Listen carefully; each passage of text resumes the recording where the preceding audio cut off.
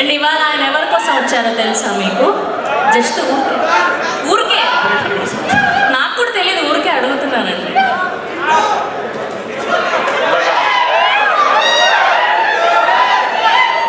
స్వప్నగా చెప్పినట్టు సుప్రియ గారు అందరినీ ఇప్పుడు సినిమాలు ఇంత కష్టపడి తీస్తున్నారు, ఇన్ని రోజులు తీస్తున్నారు అని మమ్మల్ని క్లాసులు పీకి 2 ఏళ్ళు సినిమా తీసి ఎన్ని కష్టాలు పడ్డారో చూద్దామని అందరం యాక్చువల్లీ బ్యాక్ స్టేజ్ ఉండి ఎంజాయ్ చేస్తున్నాం. ఇందా నుంచి బ్యాక్ బెంచ్ స్టూడెంట్స్ లాగా ఆవిడ కామెంట్ చేస్తూ 2 years సినిమా తీసి 147 వర్కింగ్ డేస్ వర్క్ చేసింది.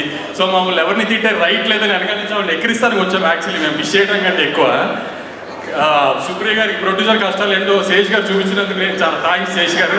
ఆవిడ ఊరికే అందరికీ క్లాస్ హీరోలందరినీ నెత్తినెక్కించుకుంటున్నారు, ఇదే క్లాసులు వీక్తుంది మాకు.